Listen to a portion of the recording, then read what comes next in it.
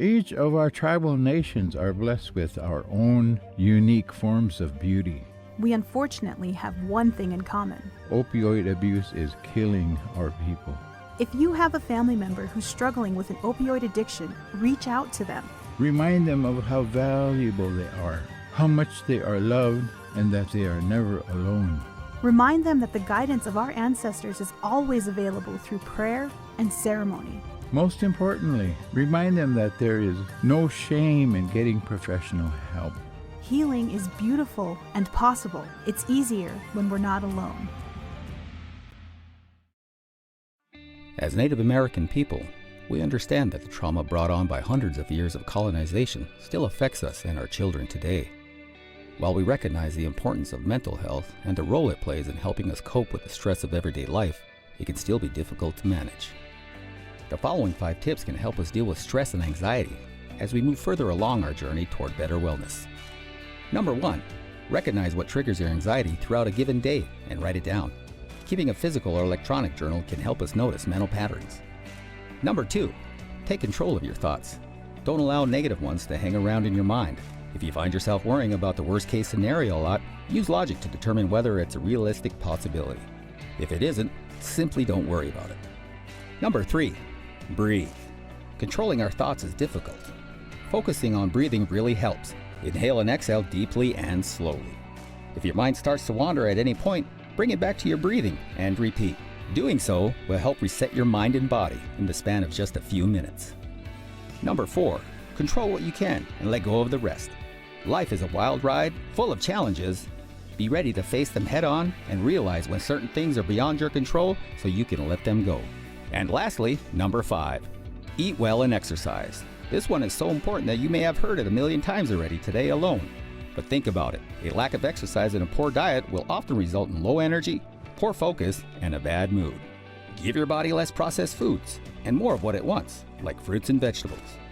Try to get 30 minutes of light to moderate exercise per day, or 2.5 hours per week. Changing our attitudes can change our lives. Focus on the positive. Set reasonable goals and stick with them. You got this. For more information on how to manage stress and anxiety, visit mentalhealth.gov.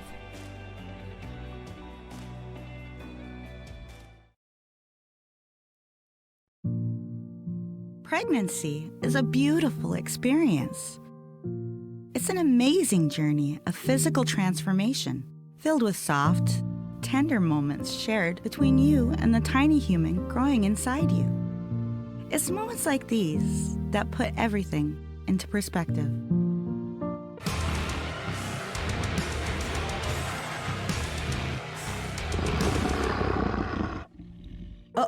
Okay. So, pregnancy can also be a little stressful at times. Hormonal changes are a real thing after all. Even still, it's important to focus on the positive.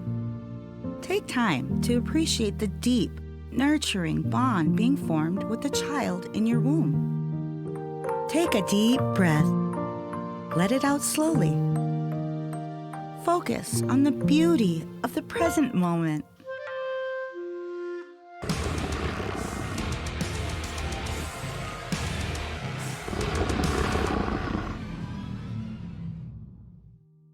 Okay, so honestly, sometimes the experience of pregnancy feels like a waking nightmare that never seems to end. But beyond that, it's pretty much amazing. It's important to remember that though you may not always feel or look it, you're beautiful. Nothing can change that. When it comes to dealing with stress during pregnancy, just remember to stay physically active, eat healthy foods, drink lots of water, find time for things that you enjoy, relax, get plenty of sleep, and check in often with your healthcare provider about your mental and physical health. It couldn't be simpler. You've got this. Trust me. Everything is going to be okay. You look great, by the way.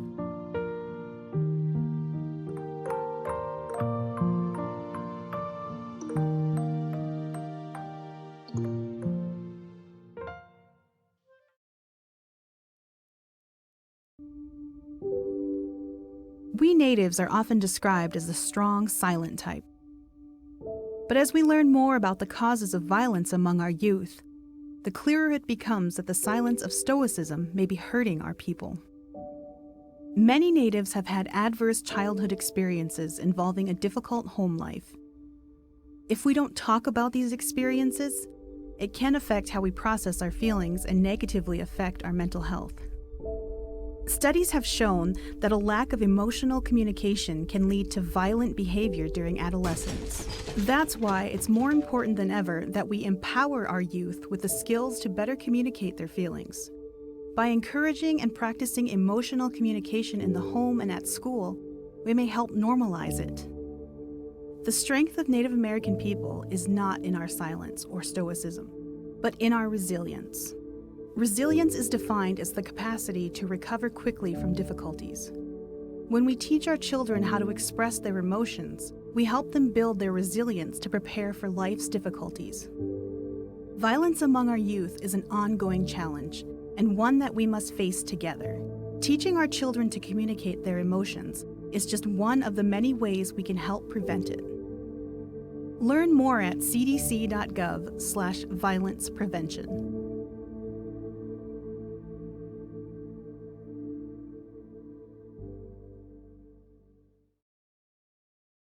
Hey, I'm Ava. That day, my friend Sam asked me to grab us a couple of hydrocodones my dad got from his knee surgery. Honestly though, I just couldn't do it. Opioid abuse is a huge problem on our reservation, and I decided that day I didn't want to be a part of it. I want to be known as a strong Native woman, someone who isn't afraid to walk her own path. I didn't like letting Sam down, but in my heart, I knew I made the right choice. I said no to opioids and yes to a positive future. You can too. When you smoke, it affects more than just your health. I love to dance. That's something that I handed down to my family. I was pretty good at it too, before my doctor told me that secondhand smoke at work caused me to have asthma attacks, infections, and lung damage, and I never smoked.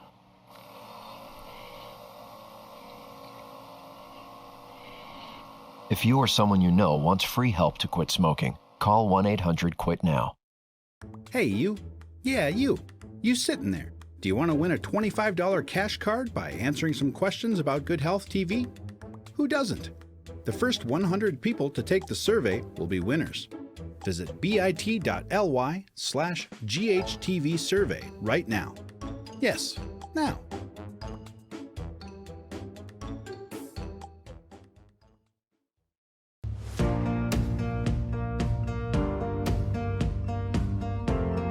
There are many misconceptions about medications that treat opioid addiction. One myth is that taking medications like methadone and buprenorphine is just trading one addiction for another. People that are on Suboxone are able to live functioning normal lives. I know so many people that used to use heroin and now they're on Sublocade or Suboxone, and they used to not be able to have a full-time job, have their kids, and live a normal life. And today, they have full-time jobs, they have their children back, they run NA meetings, and they are productive members of society. It's fixed my problem, and it doesn't have cravings. The Suboxone is not getting you sick and wanting more of the heroin, Suboxone is there to help you not want to crave for the heroin. Methadone has changed my life a lot. It helps me not be sick. And when you're not sick, you want to go and obviously go to work and take care of your kids or whatever.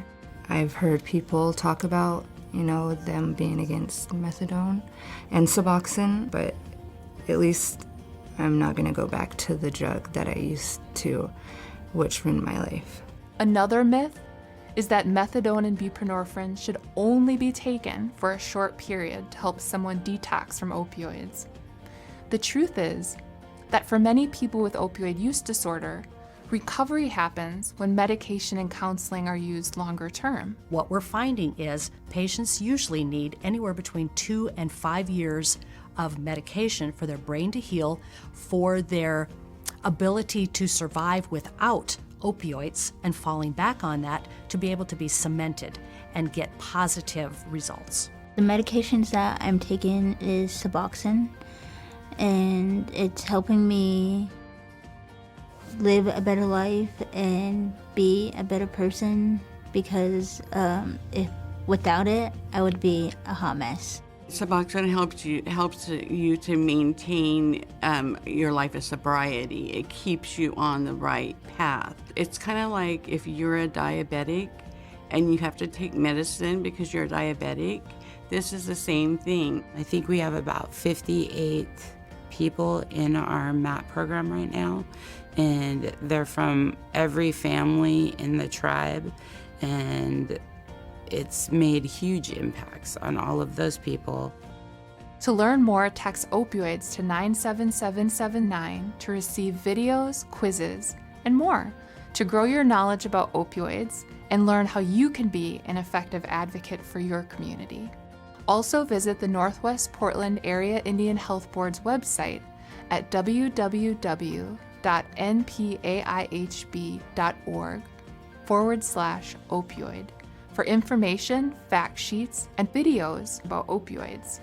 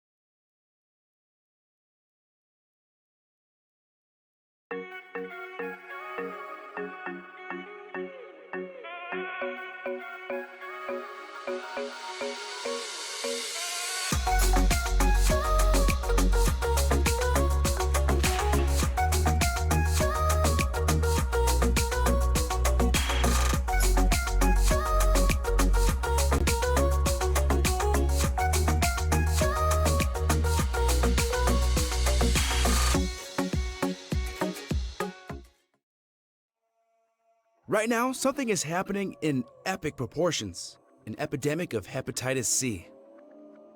Hepatitis C is a virus transmitted through exposure to infected blood. Most commonly, hepatitis C is contracted from injection drug use, dirty needles being the biggest culprit. Hepatitis C often doesn't show any symptoms. That's where things get dangerous. When left unnoticed, hepatitis C can eventually become chronic and can cause liver damage or cancer. But if it's caught early, antiviral medications can treat the infection 95% of the time. Whoa. So, real talk. Drug use is dangerous, and getting clean will always be the best decision. But a big part of preventing hepatitis C requires one small step: using clean needles. Think you may have already used dirty needles? Talk to a doctor immediately about getting tested for hepatitis C. Getting clean is possible. Call the National Substance Abuse Hotline today at 1-800-662-HELP.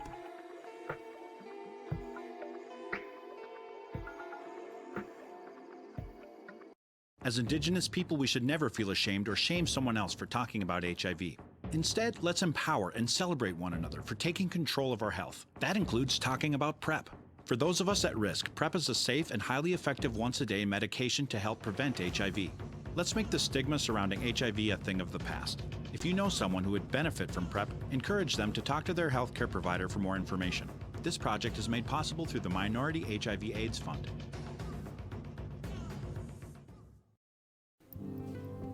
Stroke is caused by a blockage of blood flow in the brain and can be deadly if not treated immediately. Stroke should always be treated as an emergency. That's why it's so important to know the warning signs and symptoms of a stroke and act fast. F is for face. Ask the person to smile. Does one side of the face droop? A is for arm weakness. Ask the person to raise both arms. Does one arm drift downward? S is for speech. Ask the person to repeat a simple phrase like their name and where they're from. Is the speech slurred or strange? T is for time. If you see any of the above signs, it's time to call 911 immediately. Other signs of stroke include sudden trouble walking, sudden vision problems, or sudden severe headache. Note the time when symptoms first appear. This information helps healthcare providers determine the best treatment for each person. Thankfully, there are ways to help reduce your risk of stroke. They are regular exercise, eating healthy, managing cholesterol and blood pressure levels, quitting smoking, and managing diabetes. Changes in lifestyle can be difficult to make, so it helps to work with your healthcare provider to develop a plan that will work for you and your situation. For more information on stroke, visit stroke.nih.gov.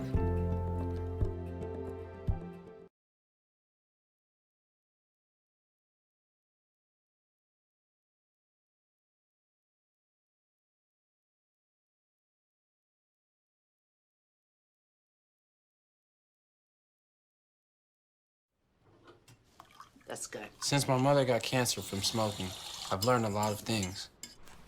Like how to help her out of bed, how to help her in the bath, how to keep track of her medication, and how to keep her spirits up. Good night, sweetie. Sleep well. I love you. I love you too. The people you love are worth quitting for. You can quit. For free help, call 1-800-QUIT-NOW. Child abuse is a topic that may be uncomfortable to talk about, but it's something that affects almost 700,000 children every year. Many people think of physical abuse when they hear the term child abuse, but that's only one type. Other types of abuse include emotional abuse, sexual abuse, and neglect. Physical abuse may be the easiest to spot. Look for bruising in strange places like behind the ears, or check to see if the child flinches if you make sudden movements. Emotional abuse, sexual abuse, and neglect may be harder to spot. There are some things to watch out for. Emotional abuse is a way to control a person by manipulating emotions to criticize, shame, or blame. Children who have been emotionally abused can have depression, be withdrawn, desperately seek attention, or lose self-confidence or self-esteem. Neglect can mean not providing the child with basic physical and emotional needs like food and shelter. With neglect, look for dirty clothes, lack of grooming, not having proper clothes for the weather, for example, no winter jacket. Sexual abuse signs include inappropriate sexual contact with other children, having inappropriate sexual knowledge for the child's age, or the child may say they were sexually abused. These signs aren't the only signs of abuse, and a child may experience more than one type of abuse at once. Abuse cannot be an out-of-sight, out-of-mind situation. Reporting abuse saves lives.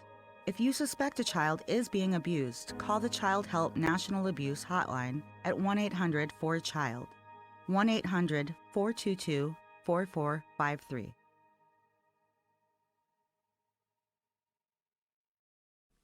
Hey, Ma, look who's talking. It's your number one favorite baby, me.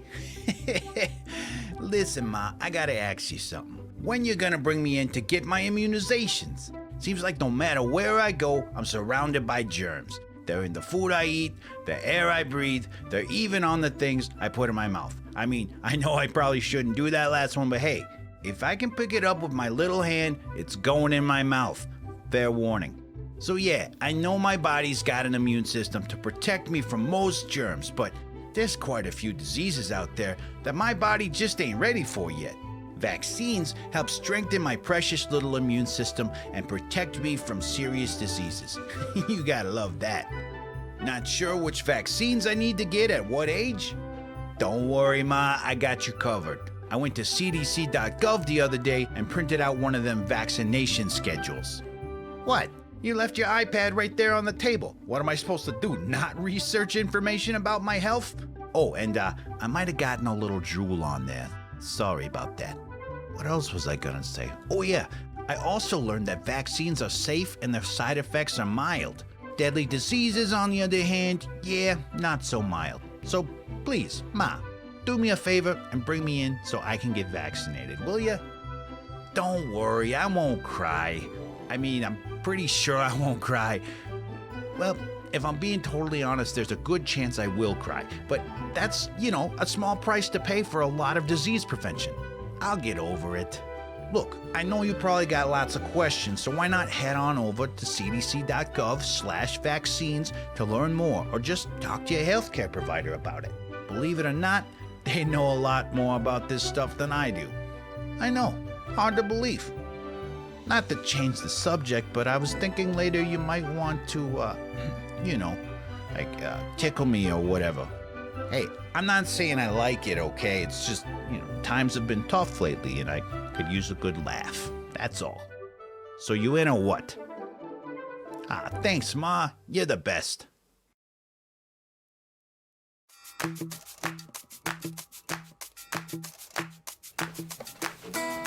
Hey, my name's Zion. Tell me about yourself. Hi, Zion. My name is Vinny. I'm an enrolled member with the Mandan, Hidatsa, and Arikaraw Nation, and I also work for the Mandan, Hidatsa, and Arikaraw Nation. I have 2 current positions. 1, I work at a child safety center, and 2, I work in the evenings at our local community college teaching social work classes. What types of social workers are there? Well, there's lots of different social workers and different social worker positions and roles. You could work in the medical field, you can work in the education field, you can work with children and families, you can work with elderly, you can work in hospitals, anywhere, any kind of medical field you can think of, there's social workers needed to work with people. How did your career in social work begin? When I was younger, when I think about middle school and high school years, I saw professionals or adults, that were doing these jobs, and I always imagined that none of these jobs are going to be available when I'm older. Why would I want to go for that? I had dreams of, playing basketball as a professional goal of mine. Like I wanted to be like Michael Jordan, I wanted to follow those footsteps. I mean, we get older and we start, developing ourselves as a person, and you kind of realize that these goals are achievable, and some of the things that you do in your everyday life are already kind of at a core value of social work. How can students in middle school start their path to a career in social work? First and foremost, I think students that are thinking about their future and thinking about social work are awesome people already.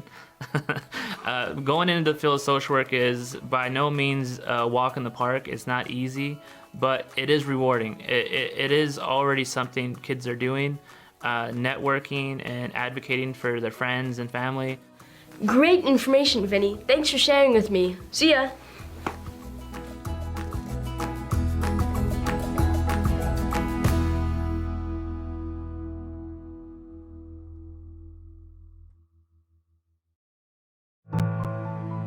Stress can come from many places, from your job, your family, the news, and the world around you. While we can't always control what happens around us, we can control how we respond to it by prioritizing our mental health. One way to protect your mental health is by limiting how much you watch the news or look at social media feeds. It's important to take breaks from both and be present in what's happening around you. Another way to care for your mind is to care for your body too. Meditate, pray, stretch. Find time to find peace in each day. Also, eat healthy. Exercise in some way every day, and stay away from things that can make stress worse, like drugs and alcohol. Do what makes you happy. Find an activity you truly enjoy, and make time to actually do it. Maybe take up painting or finish that project, or learn a new language. Anything to engage your mind in productive activities. One of the most important things you can do for your mental health is to take care of others. Humans were made to have community with others, and we thrive when we help each other, especially during stressful or trying times. Call people who might be lonely. Ask your neighbor if you can pick up groceries for them. Pay for someone's meal or mow your neighbor's lawn. When we help others, we help our minds more than ever. And finally, don't deny your thoughts and feelings. It's okay to not be okay.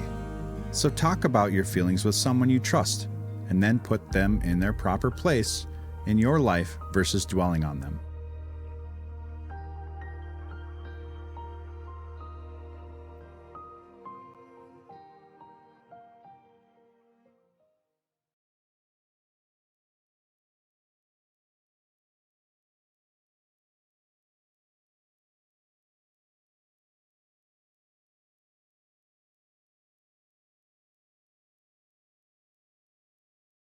Hey, you. Yeah, you. You sitting there. Do you want to win a $25 cash card by answering some questions about GoodHealthTV? Who doesn't? The first 100 people to take the survey will be winners. Visit bit.ly/GHTV survey right now. Yes, now.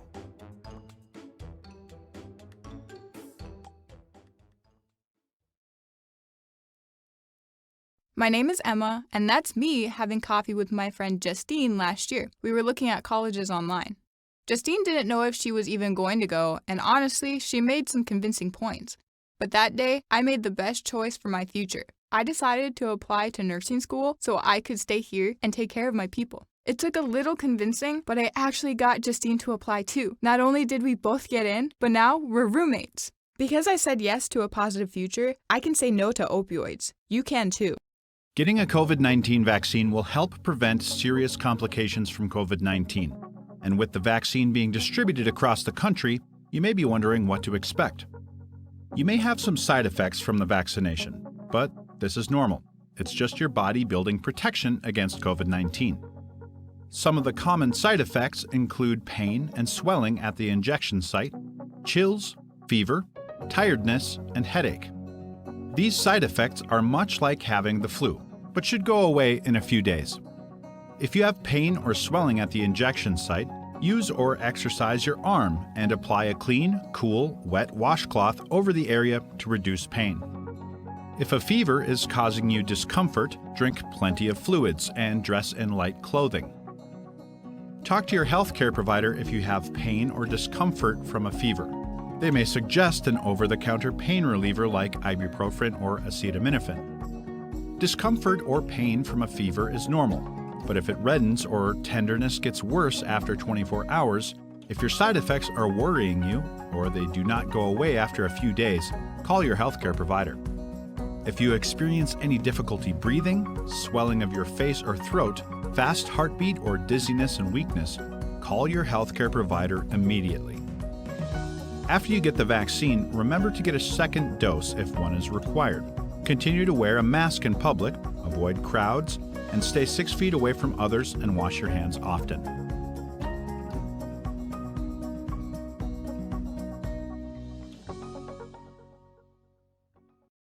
Smoking gave me COPD, which makes it harder and harder for me to breathe. I have a tip for you. If your doctor gives you 5 years to live, spend it talking with your grandchildren. Explain to them that your grandpa's not going to be around anymore to share his wisdom and his love. I haven't figured out how to do that yet. I'm running out of time.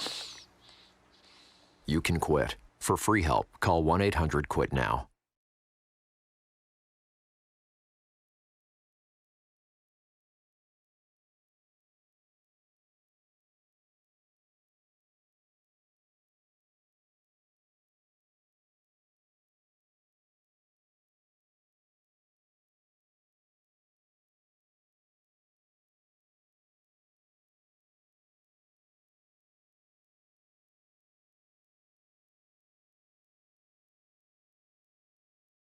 Chances are you've heard of a story about an airbag causing broken bones, someone waking up during a routine surgery, or a parachute failing to open. Yet, we still use airbags, go through with surgeries, and use parachutes. Why?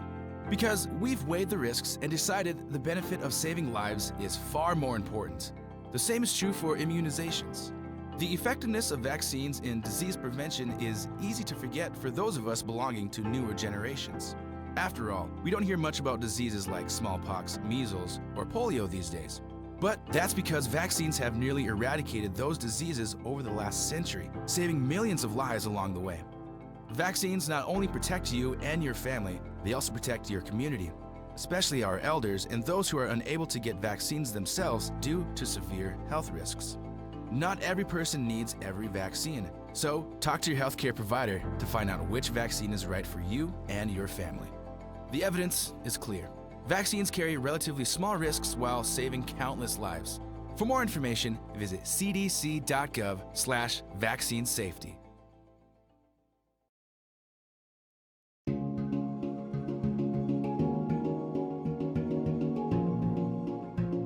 I had this whole idea about people that used opiates, and then it happened to me. I got sick and I was dependent. My whole life was consumed. It definitely brought a lot of pain out that I didn't know existed. I've never felt so much pain in my life.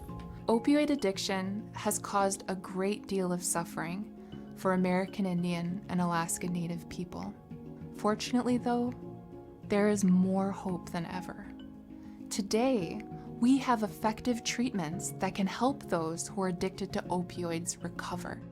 For instance, recommending that patients speak with a counselor on a regular basis can help them change their behaviors related to their opioid use. Prescribing certain medications, like methadone and buprenorphine, may make the recovery process easier by decreasing patients' cravings and withdrawal symptoms. Combining behavioral health counseling with medication to treat opioid addiction is called medication-assisted treatment, or MAT. Research has demonstrated that MAT is the most effective way to recover from opioid addiction. You see people come in and they're just struggling to get by, and then as a few weeks go by and they're in the program, they just have like this light in their eyes. They're not sick. They're able to like laugh and like enjoy the moment with you, and they're just totally different people. It's amazing. The effects of Suboxone and have definitely given me my life back. They got me into these good programs where they have counseling here, they have classes that help us, acupuncture that helps us, and they also have a medical department that helps also.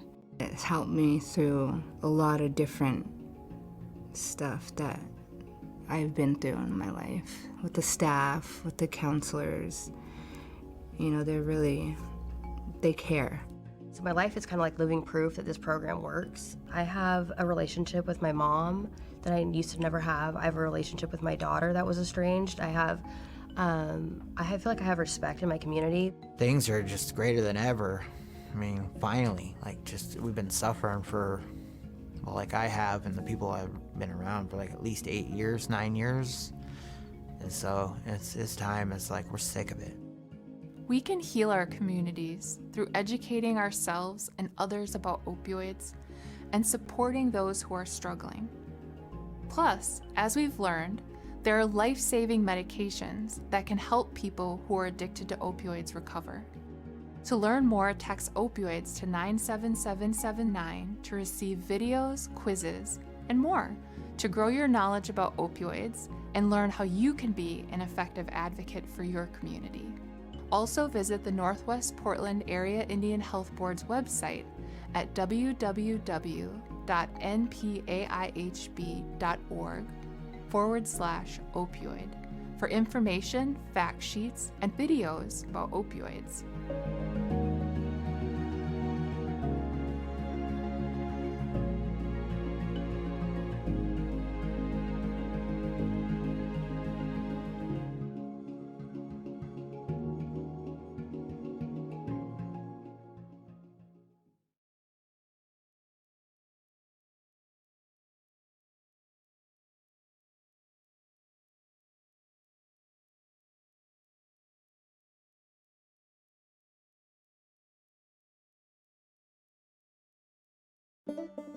Opiate addiction is not a moral problem or lack of will.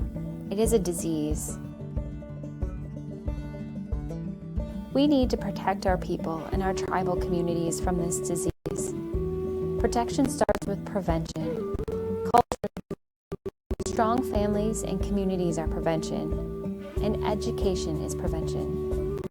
Heroin, morphine, and other prescribed pain medications such as Vicodin, Percocet, and oxycodone are considered opiates and have been used for pain relief for a long time. People who are prescribed opiates can develop tolerance to them, resulting in the need for increased doses to get the same pain relief. This can lead to misuse and abuse, resulting in a higher risk of opiate dependence and overdose. This dependence happens when a person tries to stop using opiates but has withdrawal symptoms. These symptoms feel like the worst flu imaginable: nausea, vomiting, diarrhea, shaking, muscle pain, chills, fever, and agitation. Often these symptoms are what cause continued use of opiates or heroin, no matter the cost. As prescription opiates become more difficult to obtain, people turn to drugs that are cheaper and easier to get and easier to become addicted to, such as heroin. The Indian Health Service works to promote safe and effective therapies to help patients and providers optimally manage pain and stop the inappropriate use of pain medications. There is a medication called naloxone that can reverse an overdose. We are working to increase access and awareness of naloxone and educate people on how to use this life-saving medication. Our people are strong. We can come together to prevent and treat this epidemic and heal our communities.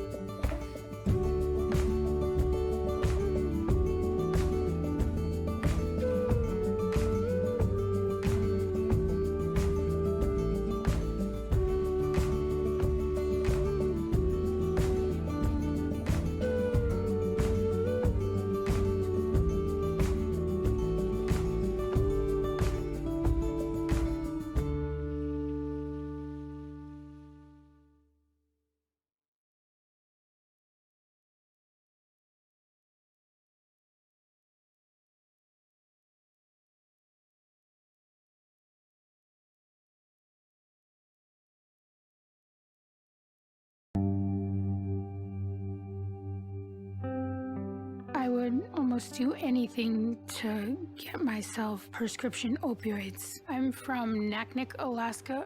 I remember the day that everything changed for me in treatment. To be able to heal with your own people, I think it was the best day of my life. There is hope. Just don't give up. Visit cdc.gov/rxawareness or contact your local health provider.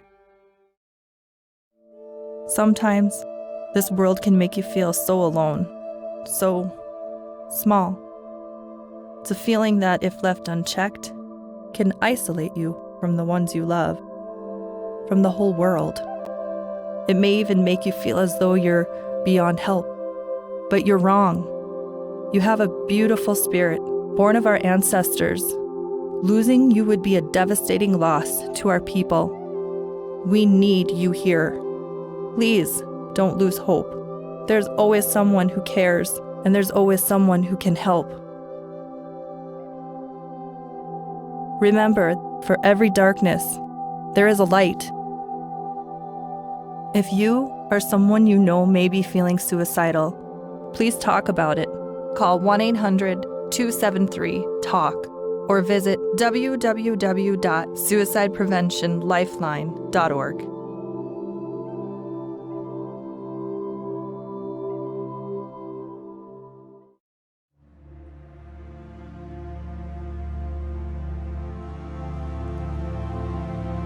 Well, MMIW stands for Murdered Missing Indigenous Women.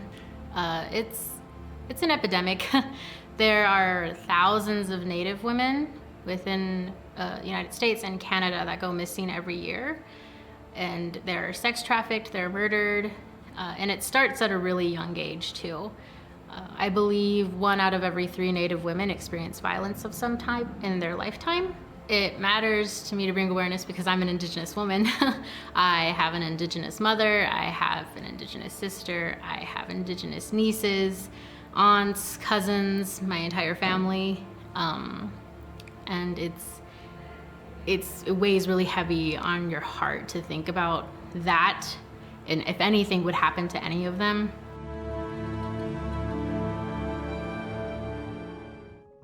My name is Holly Dahl. My Lakota name is Ompawin, which means First Light Woman. I'm enrolled in Standing Rock Sioux Tribe, but I was born and raised in the Bismarck-Mandan area of North Dakota. Well, my life up until this point has consisted of not knowing who I was as a Native, finding that person through my job, working with Native artists, and becoming more comfortable in my own skin and wanting to reclaim my lost identity and the area around me.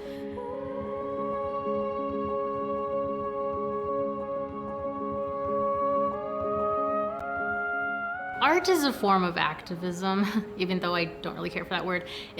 Art brings awareness. Art is very healing for people, survivors particular too, I believe.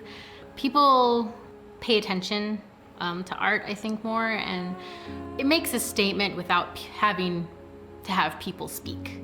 because it's a really heavy topic for people to speak on, and they can just make something and be vulnerable and show it to people and have people come to their own conclusions. And sometimes it's really graphic, but it gets the point across. And sometimes it's really gentle and heartbreaking, which is equally as impactful. So the piece that I created, it's more of a gentle piece, I suppose, more of an emotional one rather than something super, super graphic.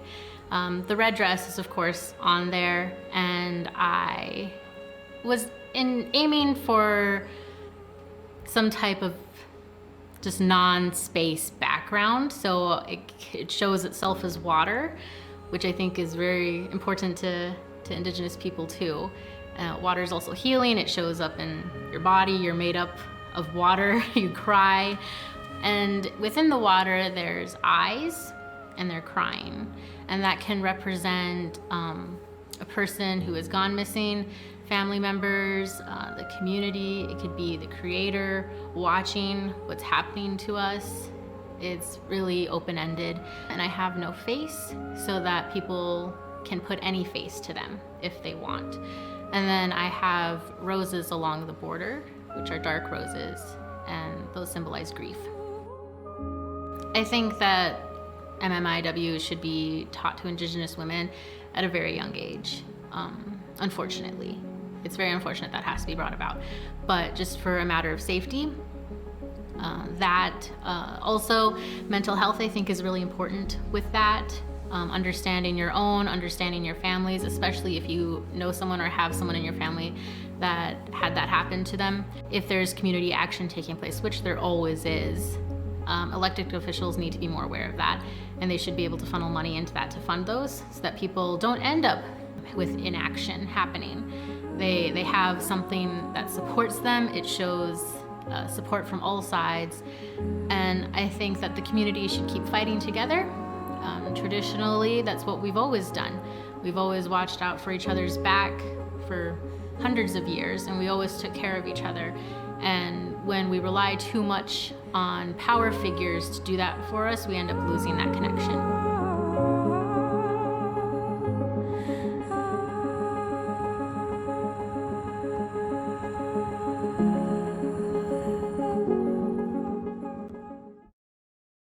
I was abusing prescription opioids. I remember thinking that it was from the doctor, so it was okay. I had hit my bottom. I had backed away from my culture when I was in active addiction.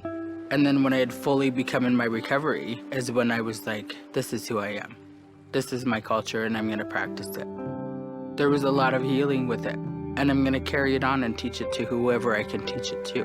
Visit cdc.gov/RxAwareness or contact your local health provider. Your eyes, the way you see and experience the world around you for the beauty that it is. Protect the gift and take care of your vision. Here's how. First, know what you're working with. Find out if there are any eye diseases or complications in your family so you can work to prevent them. Quit smoking or never start. Smoking is as dangerous for your eyes as it is for the rest of your body. Eat a nutritious diet of fruits, vegetables, and fish, and maintain a healthy weight to keep your eyes healthy from the inside out. It's also equally important to protect your eyes externally. Wear sunglasses to protect them from the sun's dangerous UV rays. When you're using power tools or playing sports, wear eye protective gear. If you wear contacts, clean them thoroughly and make sure to wash your hands before changing them to prevent an infection. Technology is everywhere, and most of our days are spent using it, so it's important to take a break and give your eyes a rest every 20 minutes. The best way to take care of your eyes? Get a dilated eye exam once a year. See the world the way it's meant to be seen. Protect your vision.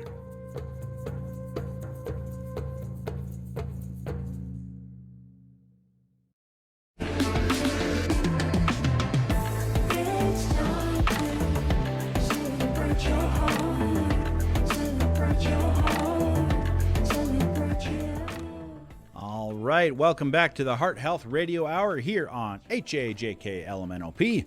I'm your host, Dr. Art Torrey, here to answer all your heart-related questions. But first, I'd like to take a second to thank today's sponsor, spinach. Loaded with vitamin A, vitamin C, folic acid, iron, and calcium, spinach can help lower blood pressure while helping your vision. Spinach, not just for Popeye, but your eyes too. All right, let's jump right into our first caller. Caller, you're on the Heart Health Radio Hour. Hey man, do you know that song Barracuda? Yes. Oh yeah, I just thought, you'd probably like it because you're into like stuff. Well, you're right about that. I mean, I like their first album best, but, Barracuda obviously rocks, man. Totally. Do you think it's really about a fish? Probably. I got to let you go, buddy. Let's see if we got a different heart-related question lined up. Caller, you're on the air. Do you know how to mend a broken heart? She said she loved me. I'm in a way, sure I do. Choose healthy foods and drinks, keep a healthy weight, and get regular physical activity, and don't smoke. Make sure to get your heart checked regularly. Why?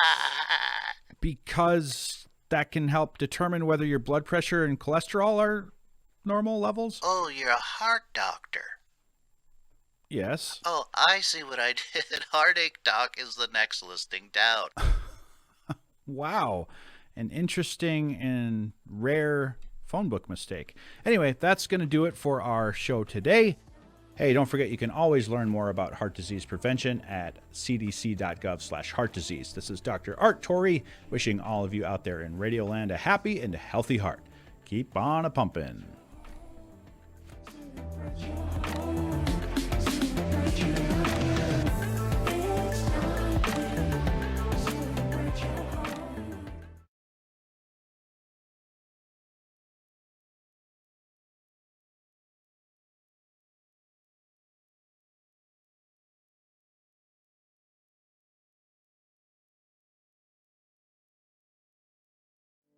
Managing blood sugar is one of the keys to living well with diabetes, and eating well is one of the keys to managing blood sugar. Most healthy meals start with a good meal plan. First, you should avoid grocery shopping on an empty stomach whenever possible, in order to avoid the temptation of buying junk food like chips, cookies, and candy. Rather, shop in the fresh produce aisle first.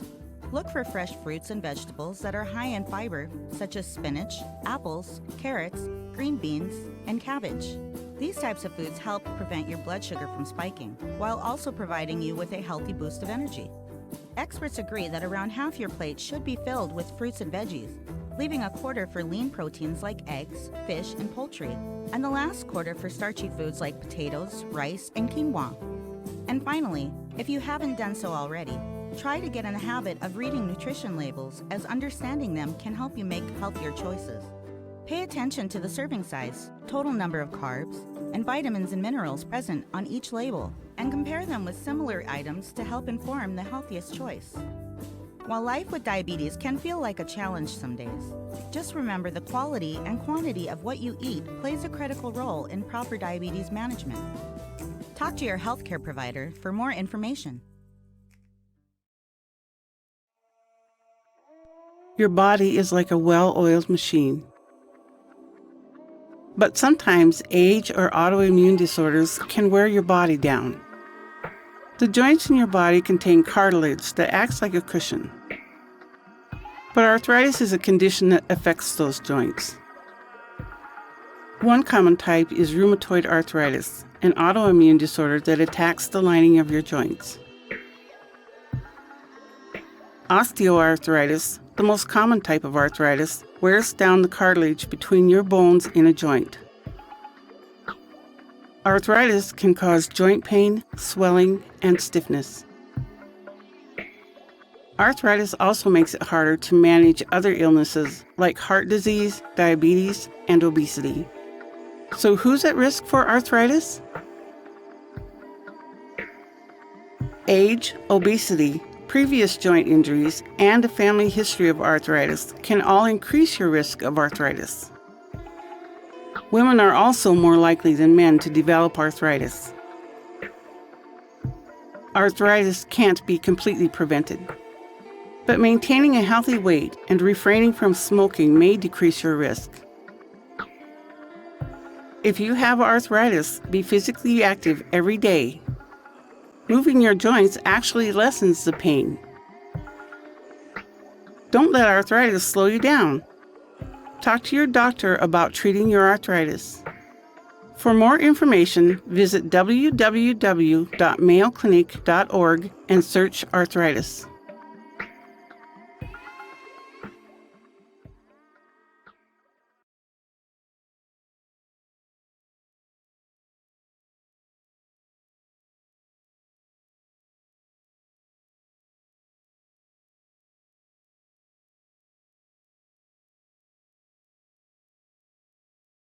Galatians chapter 5, verse 22 to 23. But the fruit of the Spirit is love, joy, peace, long-suffering, kindness, goodness, faithfulness, gentleness, and self-control. Against such there is no law. Kindness. Someone shows you compassion that cannot be repaid. You do something for someone to help them out when they didn't ask. The Great Spirit gives us grace and asks us to show compassion to those around us even if we feel they don't deserve it. Kindness is something we can also show ourselves by being compassionate and understanding of what we consider to be our own failings. Show thoughtfulness and goodwill to those around you every day and recognize that we all deserve to be treasured.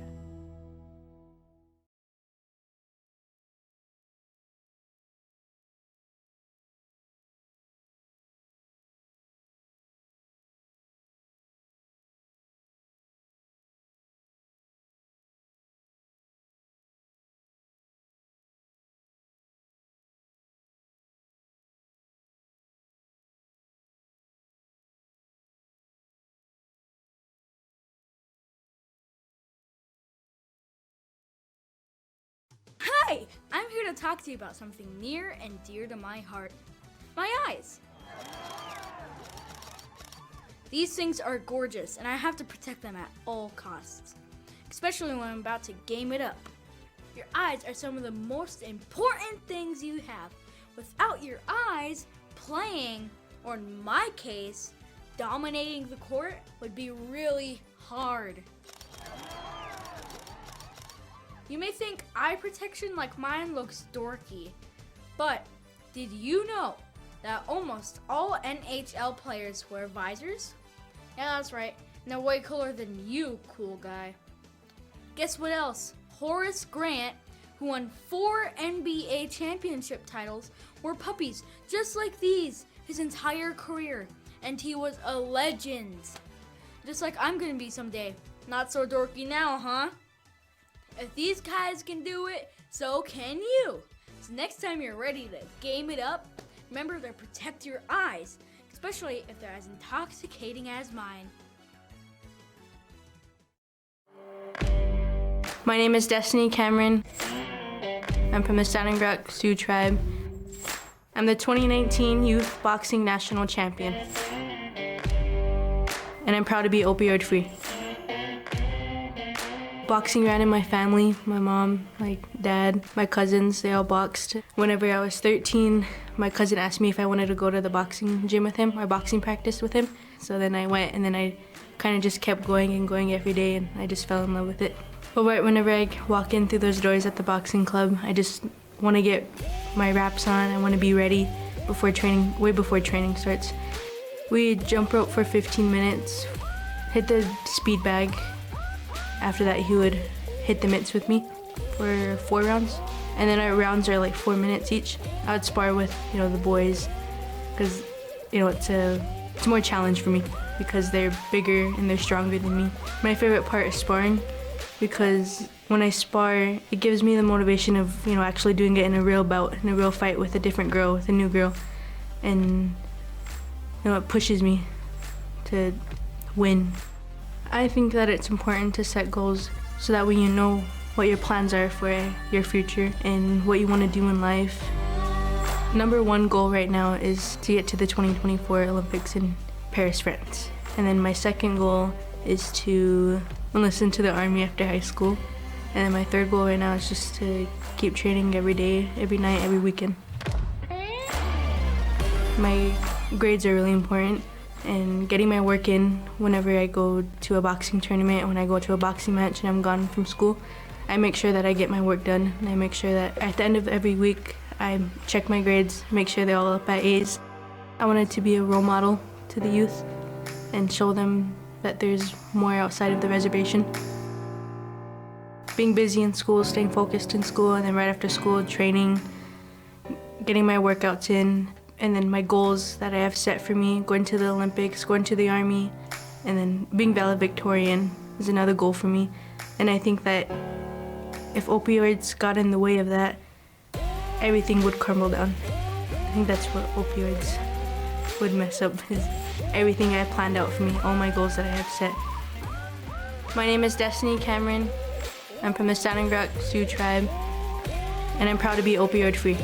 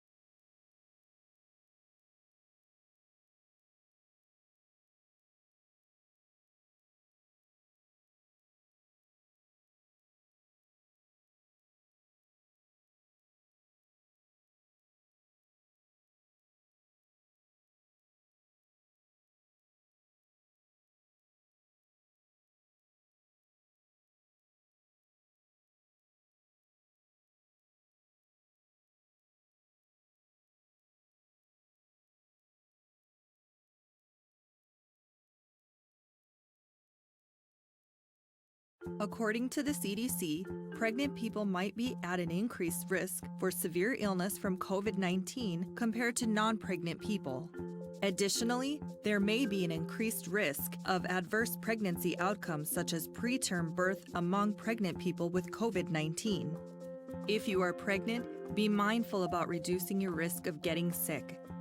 Limit your interactions with other people as much as possible, and take precautions to prevent COVID-19 when you do interact with others, such as maintaining a distance of 6 feet and wearing a cloth face covering. In addition to preventing illness, there are other things to consider when it comes to COVID-19 and pregnancy. Do not skip prenatal appointments, make sure to have at least a 30-day supply of medicines on hand, and continue getting recommended vaccines. Talk to your healthcare provider if you have any questions about your health or the health of your baby. Call 911 immediately if you have a medical emergency. For more information on COVID-19, visit cdc.gov/coronavirus.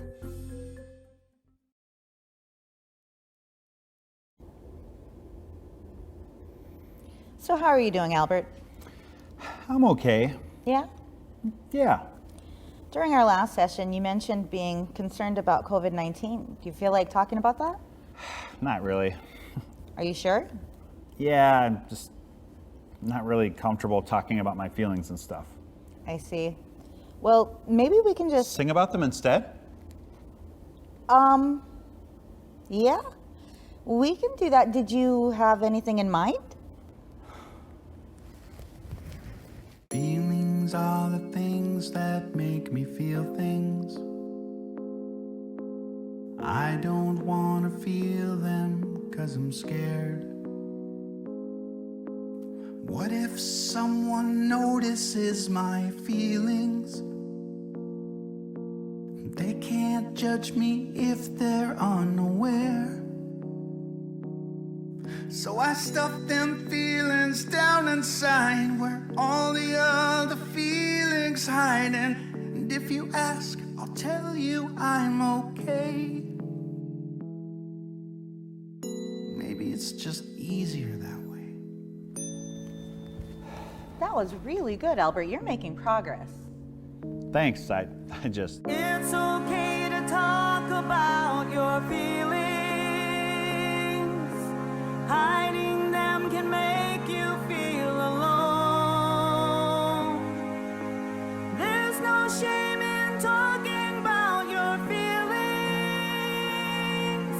It's good for mental health, as studies have shown.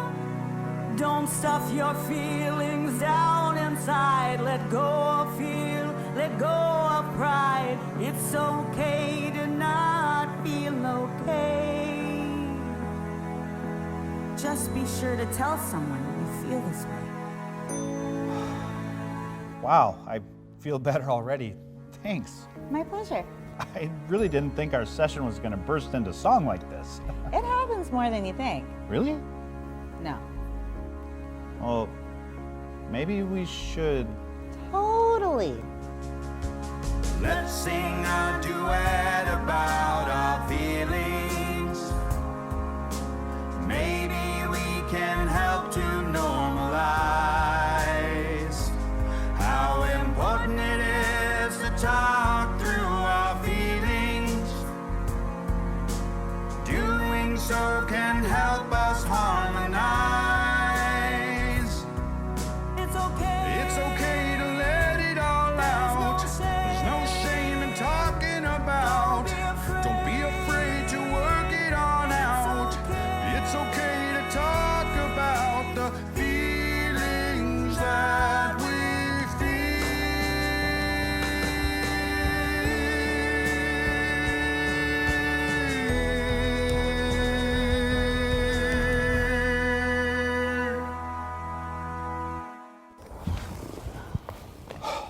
Alrighty then. Same time next week? Sounds good. Thank you.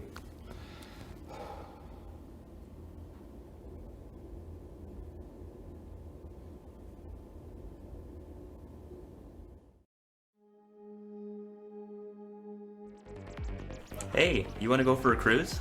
Nah, I probably shouldn't. I'm feeling pretty buzzed right now. Aw, come on. It'll be fun. Let's go. Every 73 seconds in America, a person experiences sexual assault. It often starts with something like what we just saw. Maybe you've seen someone in a situation like this, whether a friend or a stranger. You might think to yourself, I don't like the looks of this, or she really shouldn't go with him. You want to step in and say something, but maybe you don't know what to say, or feel like it isn't your place, or you don't want your friend to get mad, or you think maybe someone else will step in. It's okay to have these thoughts, but it's important to realize your actions can help. They matter. There are ways to help protect those who may be in danger of sexual assault. There are ways to show you care.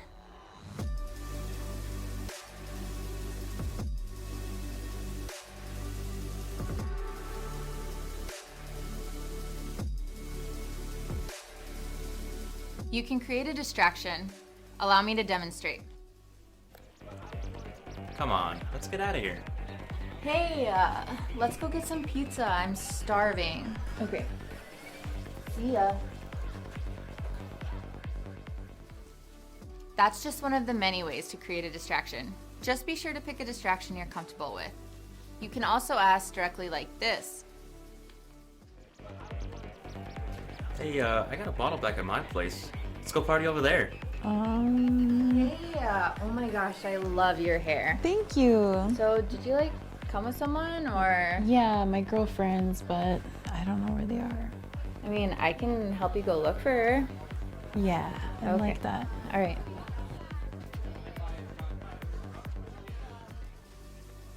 Sometimes the safest way to intervene is to refer to an authority. That might be a security guard, bartender, or party host. Hey, excuse me. I think that girl over there, she might be in trouble. This guy, he keeps asking her to leave with him, and I don't know. Will you check it out? Yeah, thanks for letting me know. I'll take care of it right away. Okay.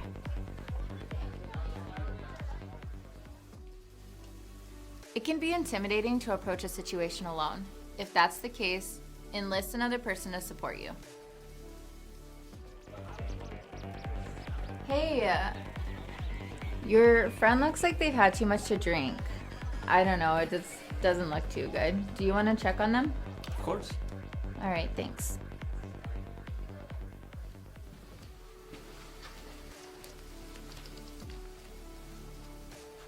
If you're concerned about someone's safety, don't hesitate to call 911. Whether or not you are able to change the outcome, by stepping in, you're helping to change the way people think about their role in preventing sexual assault. Your actions matter. If you suspect that someone you know has been sexually assaulted, there are steps you can take to support that person and show you care. Learn more at rain.org.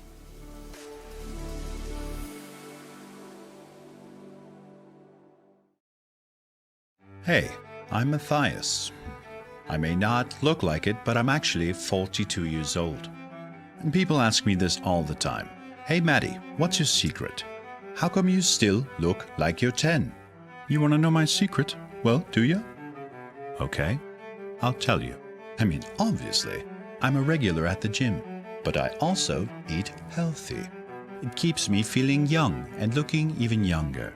Much younger than I ought to look, according to the world's leading doctors and scientists. Healthy eating starts at home. Before going to the grocery store, I make a meal plan for the week. I take a look around at what I've got on hand, browse my cookbooks, and make a grocery list based on my meal plan and budget. Now, just because I'm a successful venture capitalist who dabbles in stock market trading options doesn't mean I'm not frugal. I start with a reasonable grocery budget, and I stick with it. I always make sure to have a healthy snack before heading to the grocery store. That helps minimize the impulse to buy junk food like chips, soda, and ice cream. I've come to realize that my love of ice cream is something I may never grow out of. Guess I'm still a kid at heart. Once I'm at the grocery store, I stick to the list. Apples and almonds for a snack, chicken, broccoli, and carrots for my Saturday stir-fry, and some spinach, cucumbers, and red onion for my daily Greek salad. Of course, I've been to Greece. I think the food is my favorite part about the trip. Aside from the women, of course. I just wish they would stop pinching my cheeks so hard. Now, don't assume you know what cheeks I'm talking about. Once I'm back at home, I turn on some light jazz and start preparing a nice rosemary chicken with a side of wild rice and creamed spinach. It's my Monday evening routine. What can I say? I'm a man who knows what he wants. And there you have it, the secret to staying young. Diet. And low in sodium, sugar, and rich in fresh fruits, vegetables, and lean protein. Now, if you'll excuse me, I have a very important phone call to make. Hi, Mommy. Yes, I just wrapped up another shoot for GoodHealthTV. Hooray. Other than being a bit of a TV star, I'm fine. See you at dinner.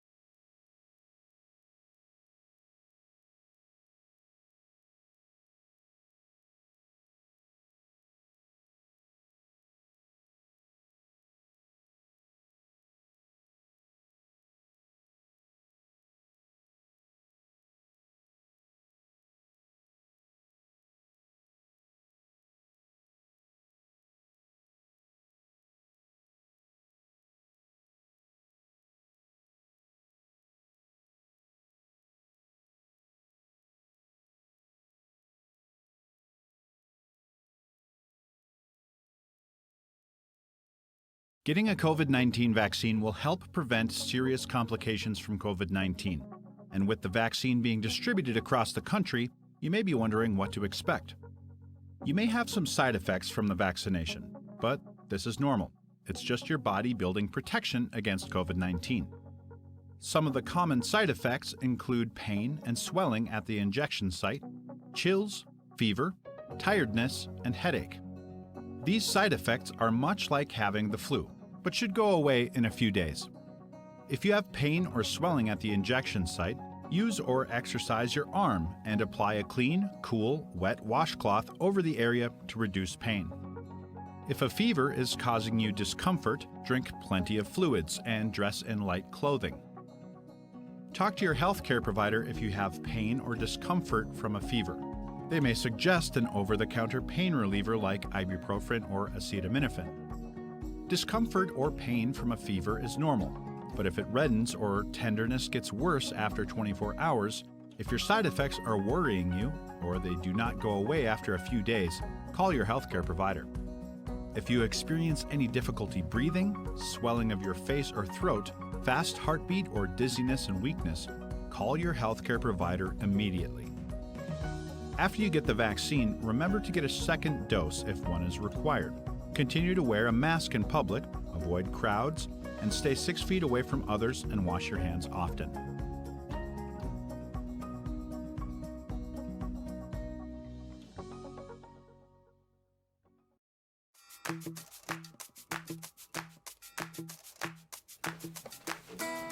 Hey, my name's Zion. Tell me about yourself. Hi, Zion. My name is Vinny. I'm an enrolled member with the Mandan, Hidatsa, and Arikara Nation, and I also work for the Mandan, Hidatsa, and Arikara Nation. I have two current positions. One, I work at a child safety center, and two, I work in the evenings at our local community college teaching social work classes.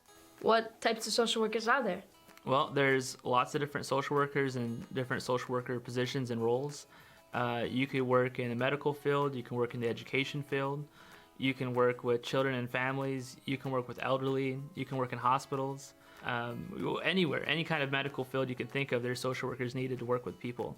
How did your career in social work begin? When I was younger, when I think about middle school and high school years, I saw professionals or adults, that were doing these jobs, and I always imagined that none of these jobs are going to be available when I'm older. Why would I want to go for that? I had dreams of, playing basketball as a professional goal of mine. Like I wanted to be like Michael Jordan, I wanted to follow those footsteps. I mean, we get older and we start, developing ourselves as a person, and you kind of realize that these goals are achievable, and some of the things that you do in your everyday life are already kind of at a core value of social work. How can students in middle school start their path to a career in social work? First and foremost, I think students that are thinking about their future and thinking about social work are awesome people already. Going into the field of social work is by no means a walk in the park. It's not easy, but it is rewarding. It is already something kids are doing, networking and advocating for their friends and family.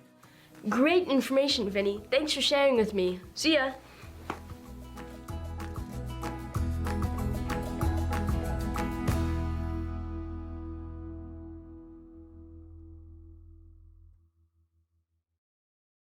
My name is Zane, and today I decided I don't want to ever be a bully.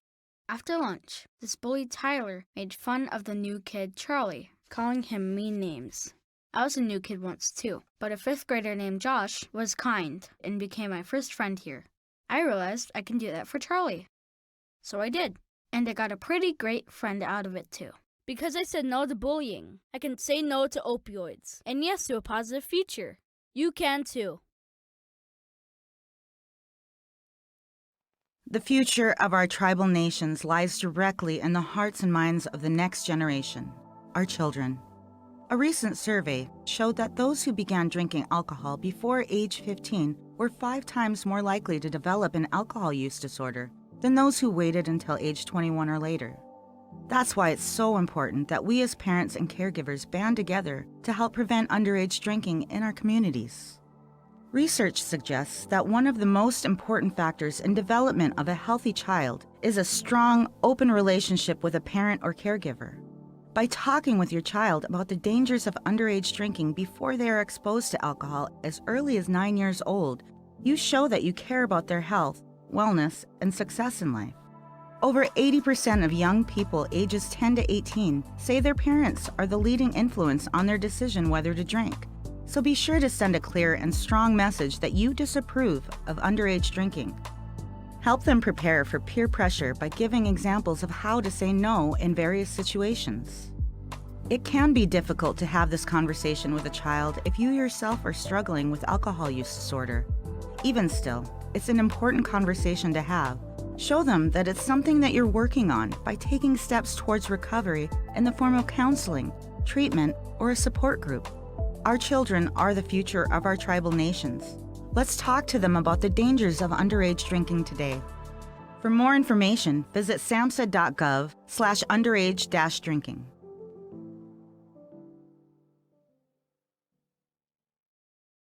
Hey, you. Yeah, you.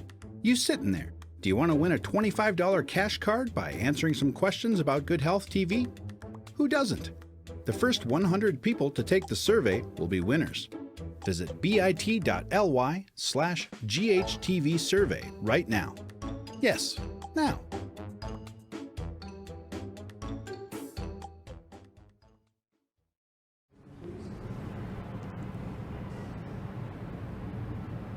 I'm Oglala Sioux from Pine Ridge. Secondhand smoke changed my life dramatically. I'm not active anymore when I used to be. When I used to dance at powwows competitively, when I wasn't sick with this illness, I could dance, several songs.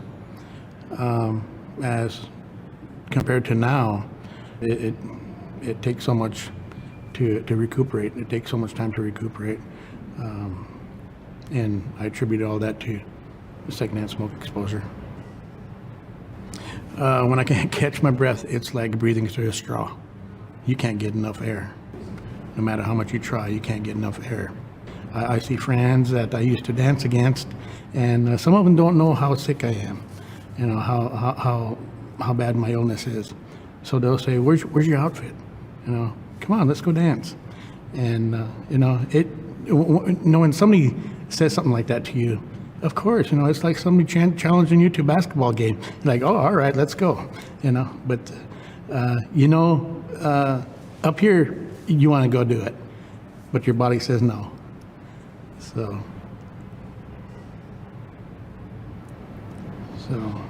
I've had people ask me, how do you cope with it? How does that make you feel? Doesn't that make you mad? I said, yeah, it does, but there's nothing I can do about it. But there is one thing I can do about the exposure to secondhand smoke. I can make people aware of it, what it can and will do to you. So that's what I'm doing.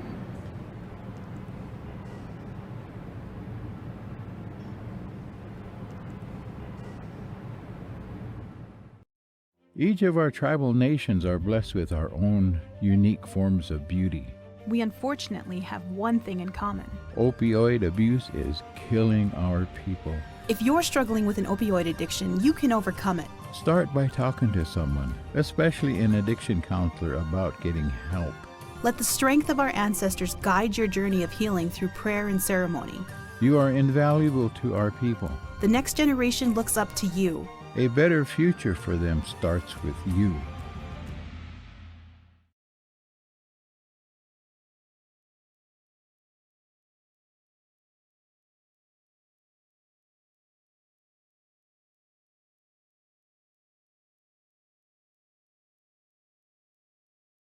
You might have been cooped up inside all winter, and now that it's warmer, you may be itching to take your skateboard or scooter out for a ride. It's a great idea. Skating, longboarding, and riding a scooter are all great ways to get outside and get moving. However, nearly 50 children every hour go to the emergency room with injuries from scooter, skateboard, bike, or roller skate falls. Fortunately, there are some things you can do to be safer and still have fun. Those things are wearing helmets, knee pads, and elbow pads. You may think you don't need a helmet because you have lots of experience skating. Perhaps you find a helmet uncomfortable, or you don't think it's cool because your friends don't wear one. Did you know that 11% of all emergency room visits were because of serious head injuries, because of skateboard, bike, or scooter falls? Even though it may not look cool to wear a helmet, brain damage is even less cool. Kids' brains aren't fully developed.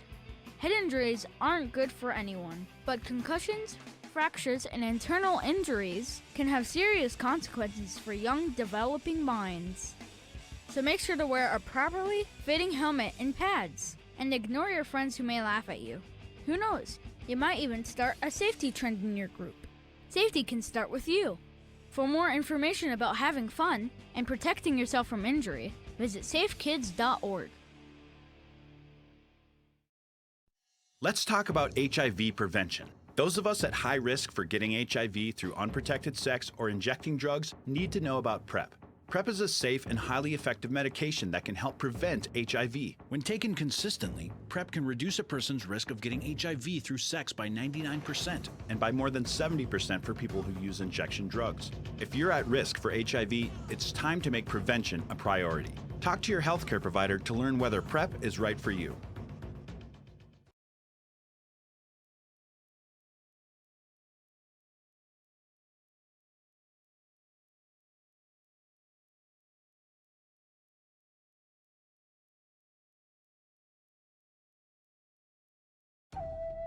Native Reach is excited to announce the launch of our new customizable app.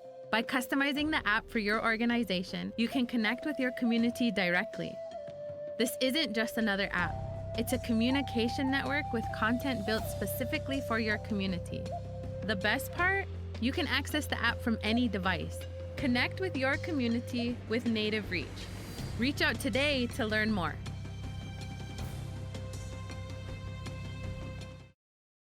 Bonjour. My name is Lisa Martin, and I am a member of the Lac du Flambeau Band of Chippewa Indians in northern Wisconsin. We have a shortage in nursing for a variety of reasons. We especially need American Indian men and women who are interested in nursing. American Indians continue to be the group within our country who have the lowest ratings in terms of health and the greatest challenges. Something that we've found promising most recently is the greater number of American Indian nurses we have, the better to help bridge the Western medical view and the American Indian view, which is a circular, holistic, more dynamic view. American Indian nurses play a very unique role in bridging those two viewpoints for American Indian patients, families, and communities. So they're very needed. American Indian young people bring a world of experience that is greatly needed in healthcare. I would want to encourage them to think strongly about all they could bring from their life experience to this career.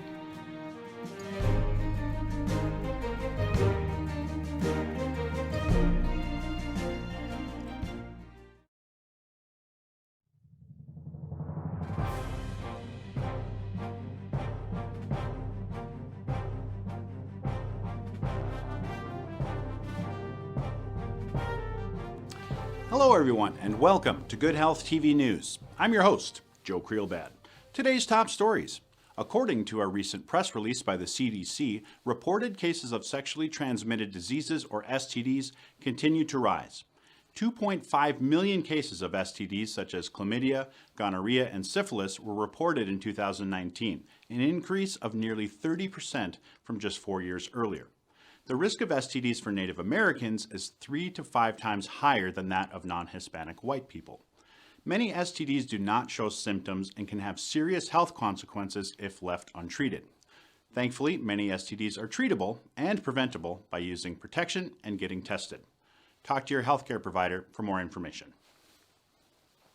3 Cherokee ballerinas from the Academy of Performing Arts in Tahlequah, Oklahoma, have been chosen to participate in an elite Russian ballet training program.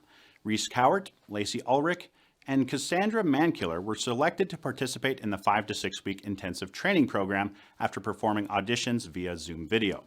All three girls are excited to represent both their dancing academy and the Cherokee Nation as a whole. When I asked the program why they didn't include me, they responded by saying, quote, "Your routine, while very passionate, demonstrated a complete lack of flexibility, balance, style, grace, and fundamental knowledge of even the most basic of ballet techniques," end quote. To this I respond with one word: ouch. Comedian and actor Tatanka Means is the latest of many Native American actors cast in the upcoming Martin Scorsese film Killers of the Flower Moon, which is currently being filmed in Oklahoma. When asked why I wasn't asked to be in the film, Scorsese replied, quote, "How did you get in my trailer? I'm calling security." I'm expecting a call back any day now. And that's going to do it for today's news. On behalf of Good Health TV, this is Joe Creelbad. Remember, we feel bad if you don't feel good. We'll see you next time. I think it had a lot to do with my tutu not being back from the dry cleaners. I don't know. I feel like that maybe hurt my chances more than anything, but you know, whatever. There's always a movie career. Nope. News anchor it is. I'll have to work. I'll have to work.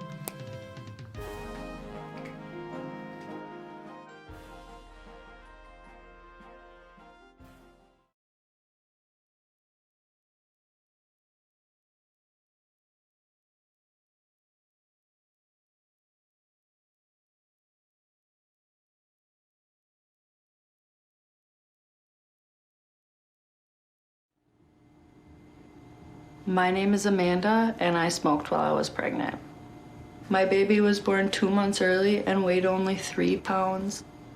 This is the view I had of her in the NICU. My tip to you is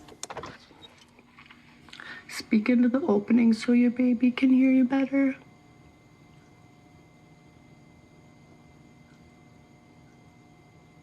You can quit. For free help, call 1-800-QUIT-NOW.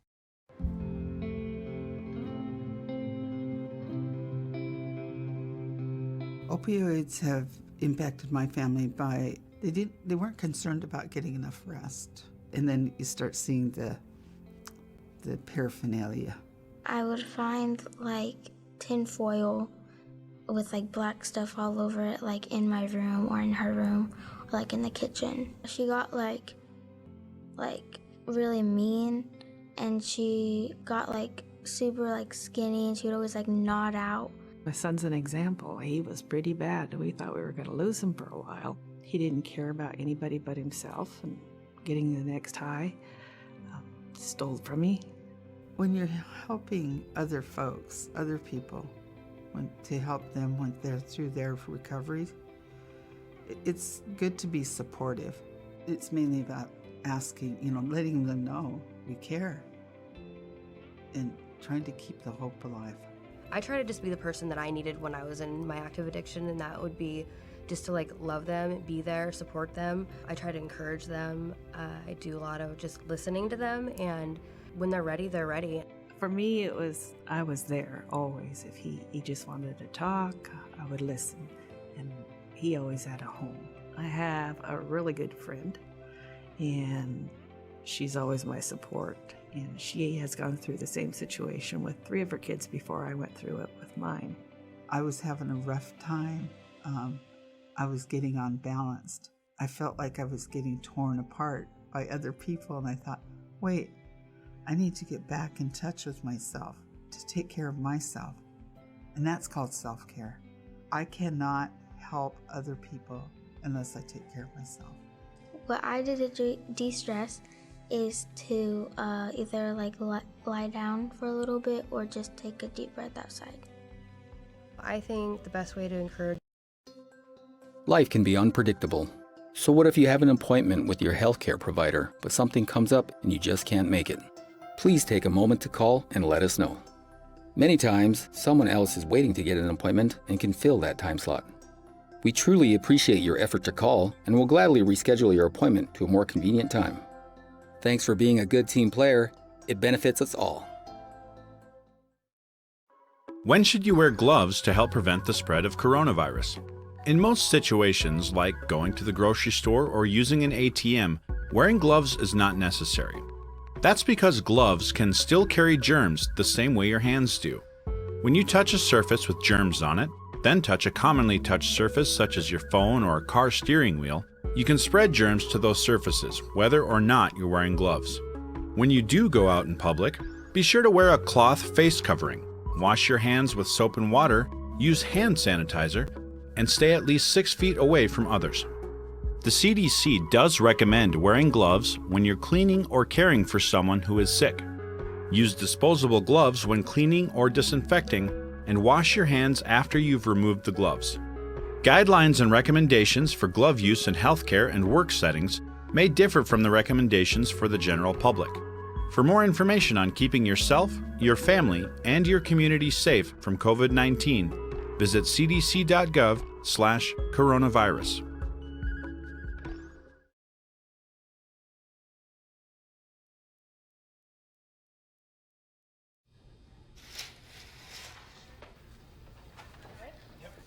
My husband has heart disease, COPD, and lung cancer from smoking. Today, he's being tested to see if the lung cancer has spread.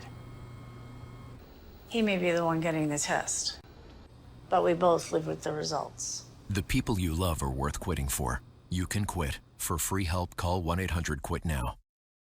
Hey, you. Yeah, you. You sitting there. Do you want to win a $25 cash card by answering some questions about Good Health TV? Who doesn't? The first 100 people to take the survey will be winners. Visit bit.ly/GHTV survey right now. Yes, now.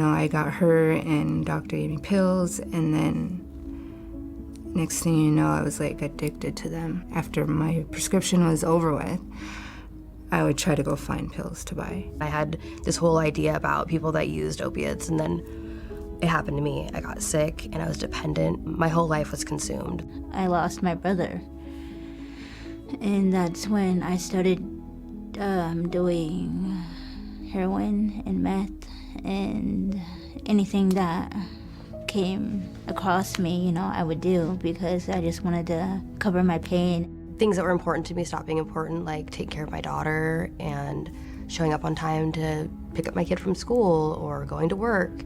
So my life really got consumed by using drugs, and it became really noticeable to my family and friends, and I pretend like I was a good parent and that my kid came first, but really she didn't. That's horrible to say and it's hard to say, but it's true that everybody was on the back burner. My drugs came first.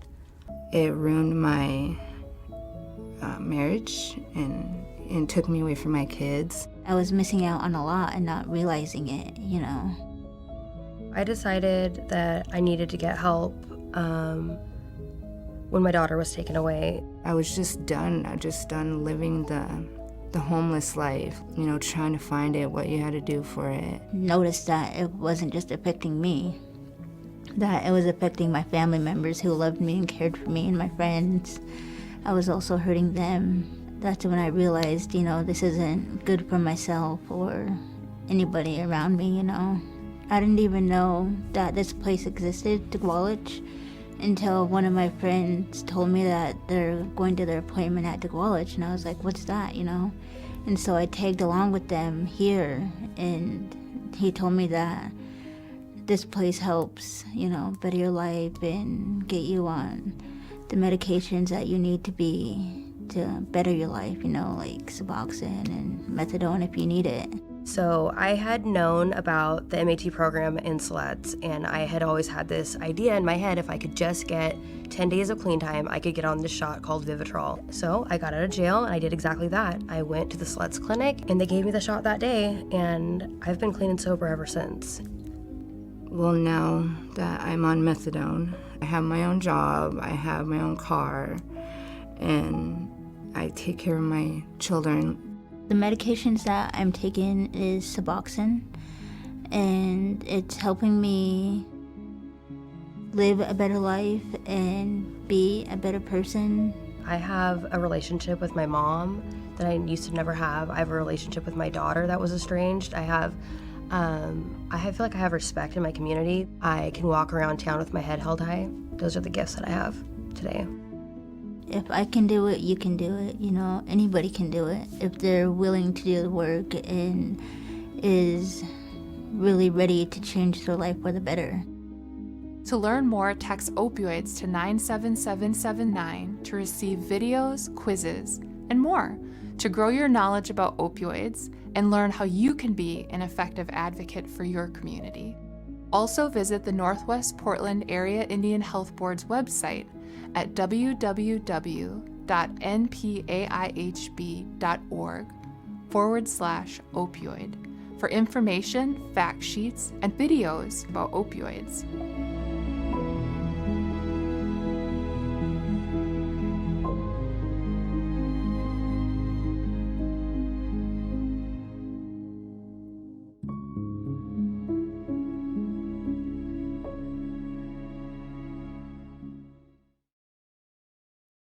If you have fully recovered from COVID-19, you may be able to help patients currently fighting the infection by donating your plasma. Because you fought the infection, your plasma now contains COVID-19 antibodies. These antibodies provided one way for your immune system to fight the virus when you were sick, so your plasma may be able to be used to help others fight off the disease. To be eligible to donate, you must have had a prior diagnosis of COVID-19 documented by a laboratory test and meet other donation criteria. You must also be symptom-free for between 14 and 28 days, depending on the donation center. The minimum age to donate in most states is 16 or 17.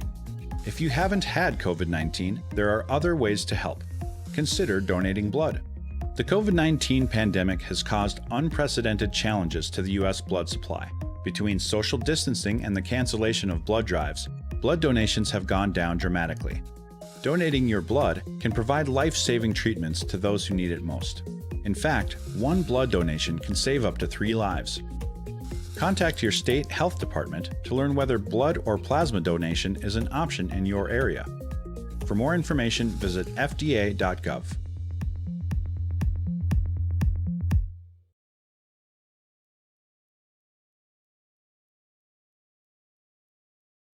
Let's talk about HIV. It's a virus that attacks the immune system and is spread from one person to another through blood, semen, vaginal secretions, and breast milk. Anyone can get HIV. But some people are more at risk than others due to many factors, including the status of their sex partner, their behaviors, and prevalence in their communities. PrEP is a safe and highly effective medication that can reduce your risk of HIV. If you're at risk for HIV, it's time to make prevention a priority. Talk to your healthcare provider to find out if PrEP is right for you. Starting your own vegetable garden is a great way to get outside. Spend quality time with loved ones and invest in the future of your health while also saving money. The following tips can help you get started on your very own vegetable garden. Tip number 1, create a plan.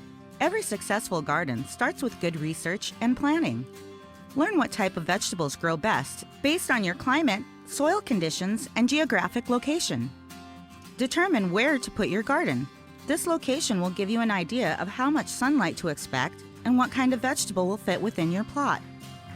Decide whether to start with seeds or transplants. Now that you have a solid plan in place, it's time for tip number 2. Prepare your soil. It's recommended to test your soil for pH level and make sure there isn't any lead in it from old house paint. Most plants prefer a deep, well-drained, fertile soil rich in organic matter, so you'll want to look into how deep to till your soil and whether to add compost. Tip number 3, follow instructions. Many seed packs have planting instructions on them, while most starter plants are planted at the same depth as the pot they came in. And last but not least, tip number 4, nurture your garden. Make sure to keep ahead of weeds, look out for pests, and check the soil regularly for how wet or dry it is to determine the right time to water your garden. Keep an eye on the forecast to determine whether nature plans to water your garden for you. Properly caring for a vegetable garden takes practice and patience to get it right, but the benefits are clear. Sunlight, exercise, and best of all, a fresh, healthy harvest to share with the loved ones. Hey, you. Yeah, you. You sitting there. Do you want to win a $25 cash card by answering some questions about GoodHealthTV? Who doesn't? The first 100 people to take the survey will be winners. Visit bit.ly/GHTV survey right now. Yes, now.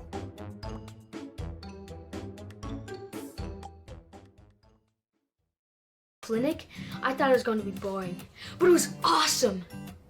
Her doctor was super nice, and she let me follow her around while my grandma was with the healer. I saw her take care of someone's foot, teach somebody about diabetes, and even give a baby a shot without even making it cry. She knew so much stuff and made everyone feel better. She told me she wanted to be a doctor since she was my age. So she started taking a bunch of math and science classes, and they really helped. She even grew up on my res, just a few blocks away from my house. I guess she went away for college, but came back so she could help our tribe. And that's pretty cool. I love my family and friends, and if I could help them stay healthy someday, just like she does, that sounds pretty good to me. Well, gotta get back to it. Gotta focus. Future doctor over here. See ya.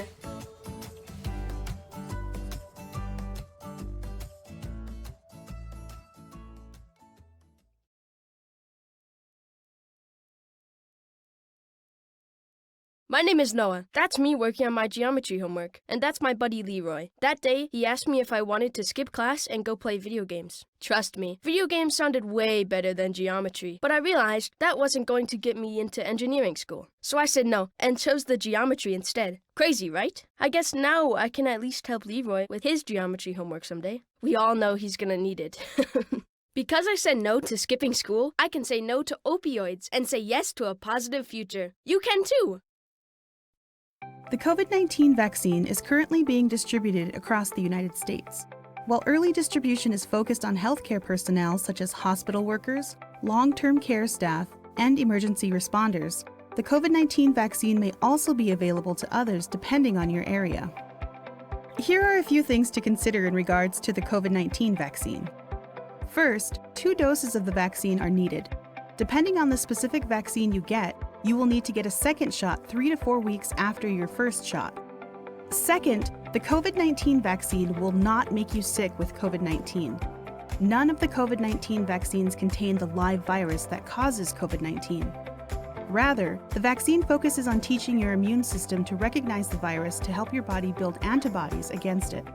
Building antibodies can take several weeks, so it's important to continue taking precautions against getting sick after receiving the vaccine, such as washing your hands with soap and water, maintaining a distance of at least 6 feet from others, and wearing a mask.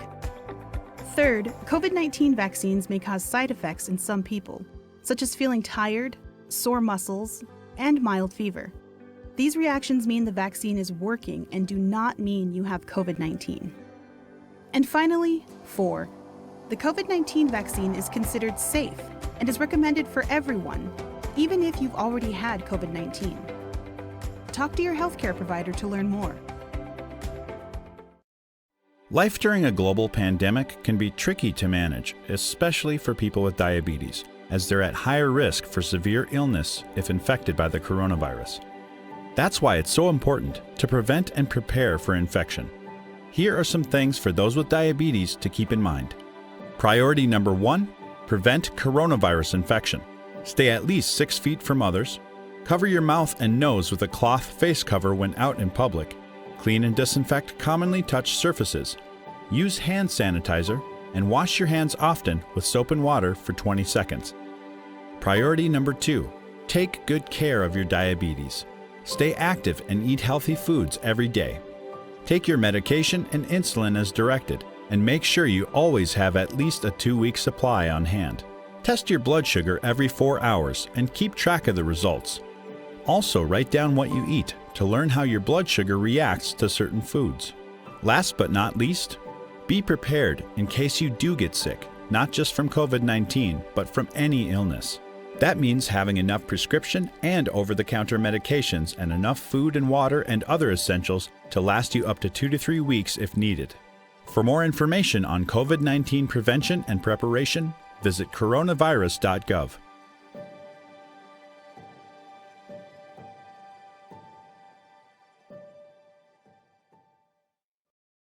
I decided to quit because my son, Nicholas, wrote me a letter when he was about 11 years old. He wrote me a letter and left it on the kitchen table for me to read. And once I saw that, I felt really badly because I knew it was affecting him, and he knew that smoking was bad for you. So he wrote it when he was 11. It says, "Dear Mom, smoking. Thank you, Mom, for quitting smoking. I know you can do it. It is a hard thing to do, but smoking kills you. So you are saving your life. I'm lucky to have parents like you and Daddy, because maybe other parents would probably say, oh, he's just a kid. But you are the best mom in the world. Don't smoke." And then he drew a little something, which is cute. It's me smoking, and then that's like before and after, and that's a dead me. That's him crying because he was afraid that I was going to die. And I made copies of it, and I keep it everywhere. Obviously, I keep this one in my wallet, and I keep some at my desk, and I have them at home on my refrigerator, so it's like everywhere. My son is really proud that I quit smoking. He thinks it's the best thing I've ever done, and he thanked me for it. I think I'm being a good role model now.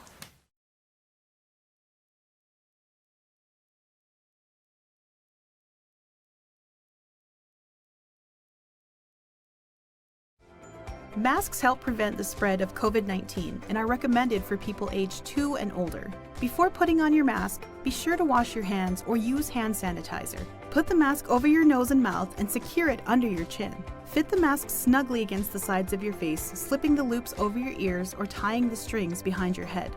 If you have to continually adjust your mask, it doesn't fit properly, and you might need to find a different mask type or brand.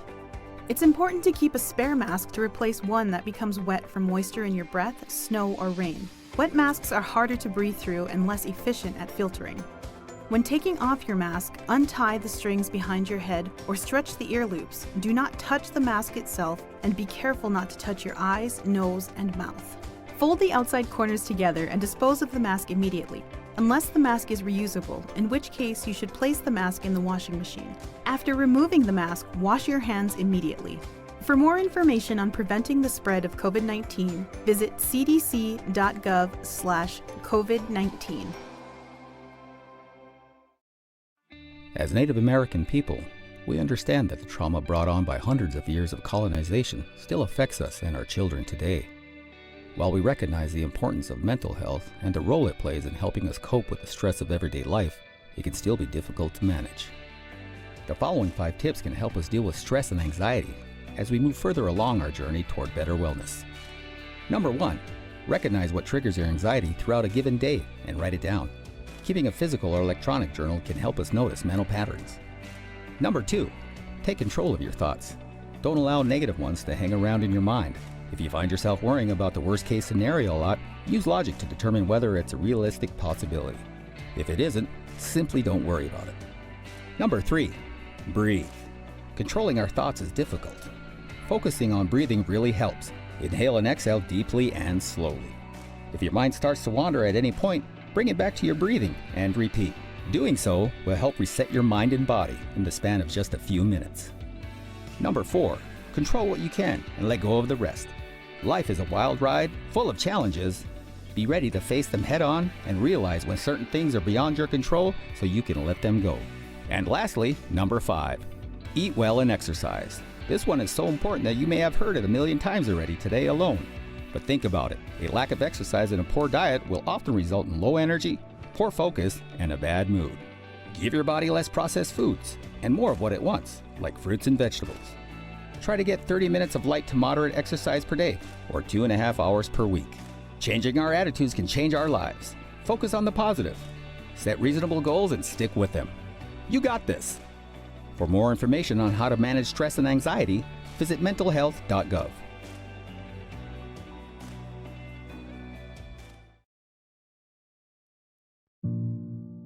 Pregnancy is a beautiful experience. It's an amazing journey of physical transformation, filled with soft, tender moments shared between you and the tiny human growing inside you. It's moments like these that put everything into perspective.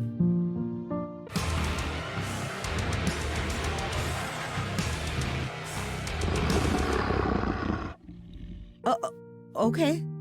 So, pregnancy can also be a little stressful at times. Hormonal changes are a real thing after all.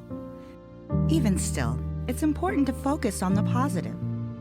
Take time to appreciate the deep, nurturing bond being formed with the child in your womb. Take a deep breath. Let it out slowly. Focus on the beauty of the present moment.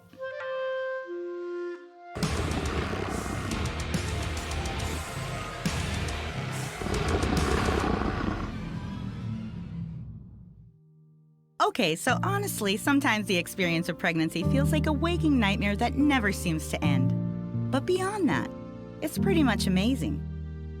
It's important to remember that though you may not always feel or look it, you're beautiful. Nothing can change that. When it comes to dealing with stress during pregnancy, just remember to stay physically active, eat healthy foods, drink lots of water, find time for things that you enjoy, relax, get plenty of sleep, and check in often with your healthcare provider about your mental and physical health. It couldn't be simpler. You've got this. Trust me. Everything is going to be okay. You look great, by the way.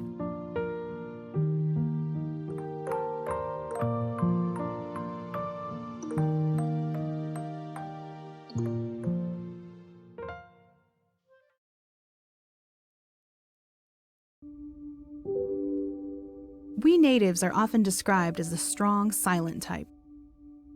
But as we learn more about the causes of violence among our youth, the clearer it becomes that the silence of stoicism may be hurting our people. Many natives have had adverse childhood experiences involving a difficult home life. If we don't talk about these experiences, it can affect how we process our feelings and negatively affect our mental health. Studies have shown that a lack of emotional communication can lead to violent behavior during adolescence. That's why it's more important than ever that we empower our youth with the skills to better communicate their feelings. By encouraging and practicing emotional communication in the home and at school, we may help normalize it. The strength of Native American people is not in our silence or stoicism, but in our resilience. Resilience is defined as the capacity to recover quickly from difficulties. When we teach our children how to express their emotions, We help them build their resilience to prepare for life's difficulties. Violence among our youth is an ongoing challenge, and one that we must face together.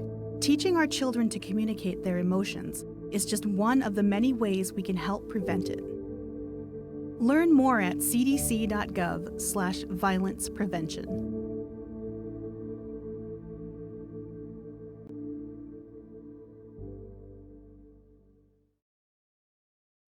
Hey, I'm Ava. That day, my friend Sam asked me to grab us a couple of hydrocodones my dad got from his knee surgery. Honestly though, I just couldn't do it. Opioid abuse is a huge problem on our reservation, and I decided that day I didn't want to be a part of it. I want to be known as a strong Native woman, someone who isn't afraid to walk her own path. I didn't like letting Sam down, but in my heart, I knew I made the right choice. I said no to opioids and yes to a positive future. You can too.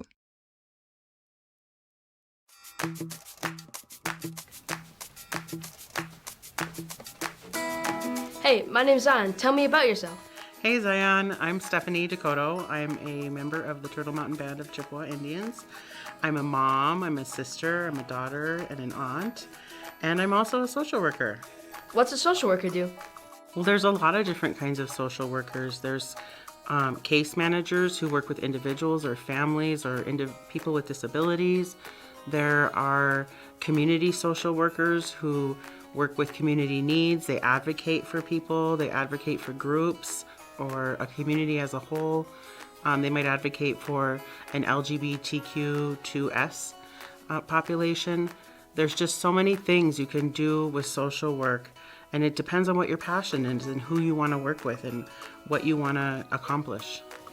What keeps you doing social work? Social work is part of me. As a tribal person, as a Native American, social work and our tribal values really align. And so I think I'm going to be doing social work my whole life because it's part of who I am. It's natural to me. How did your career in social work begin? I'm Native American and I lived on and off the reservation, so I understood two different styles of life, two different ways of living. And I knew that I wanted to help Native communities have access to all the same things that other communities had access to. And so that's where my career began. That's where my passion comes from, is helping my community have the very best that they can and be the best that they can be. How can students in middle school start their path to a career in social work? You might want to talk to a school counselor or an individual in your school that you trust, that you really like, that you can talk to about what opportunities there are. Great information, Stephanie. Thanks for sharing it with me today. See ya!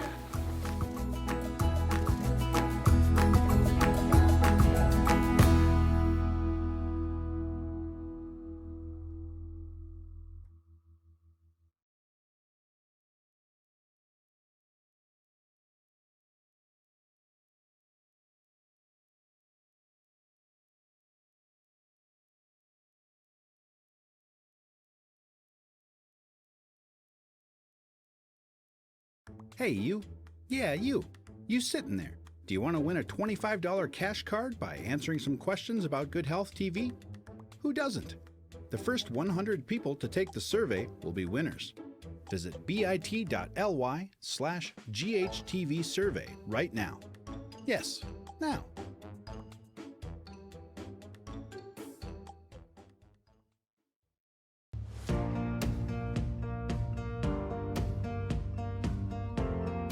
There are many misconceptions about medications that treat opioid addiction. One myth is that taking medications like methadone and buprenorphine is just trading one addiction for another. People that are on Suboxone are able to live functioning normal lives. I know so many people that used to use heroin and now they're on Sublocade or Suboxone, and they used to not be able to have a full-time job, have their kids, and live a normal life. And today, they have full-time jobs, they have their children back, they run NA meetings, and they are productive members of society.